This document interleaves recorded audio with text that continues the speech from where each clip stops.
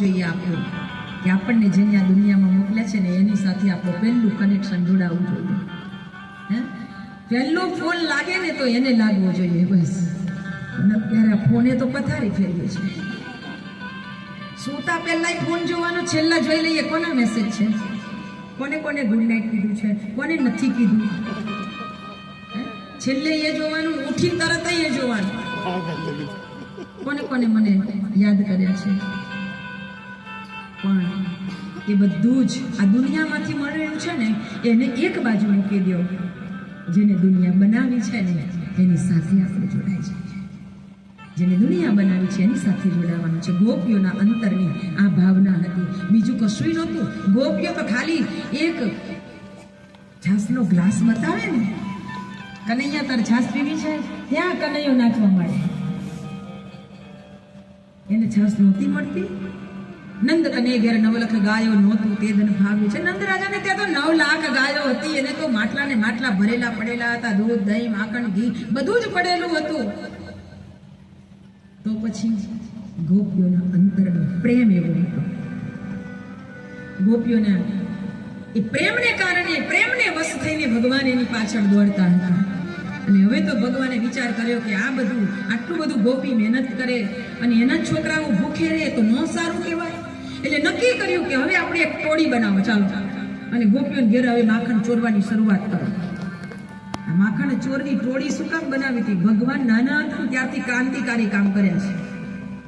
ક્રાંતિ કરી છે કે એને બધું માખણ, કંસની રાણીઓ દૂધ ને દહીંથી માખણથી નાય અને અહીંયા છોકરા ભૂખે મરે, ચાલતું હશે?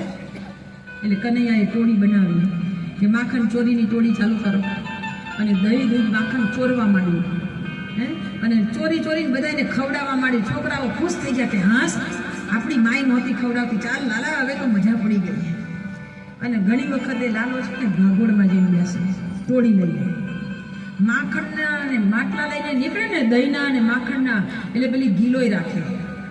પાછળથી પટ્ટ દઈને ગીલોય મારે ને એટલે જેવું કાંકરી માટલીમાં વાગે એટલે માટલી ફૂટી જાય. માટલી ફૂટી જાય એટલે દહીં દદડવા માંડે, માખણ દદડવા માંડે, પાછળ ટોળી જાય બધી આમ ખોબો ધરીને પછી પીવા માંડે. પેલી ગોપીને ખબર પડે એટલે ગોપી કે એ આ તો નટખટ નઠારો જ છે. એટલી બધી હેરાન પરેશાન કરી મૂકી છે કે વાત ન પૂછો. એક વખત બધી ગોપીઓએ વિચાર કર્યો કે આ ઘરે જઈએ ને આપણને માર ખાવો પડે, સાસુ લડે, ઘરવાળો મારે, આ બધું તો આના લીધે બહુ હેરાન પરેશાન થઈ ગયા. એટલે ગોપીઓએ વિચાર કર્યો હવે એક વખત એને પકડી અને યશોદા માતાને બતાવવો છે, ખબર પડે. યશોદા માતાને ગોપીઓ કહેવા જાય, પાછું એને ન જુએ તો ગમે નહીં, એને ન રમાડે તો ગમે નહીં. એટલે બધા એને રમાડવા જાય, એને જોવા જાય, સૂતેલો હોય તોય જોવા જાય ગોપીઓ. ને એમ કરતા કરતા ગોપીઓએ નક્કી કર્યું કે હવે છે ને બોલે કૃષ્ણ કનૈયા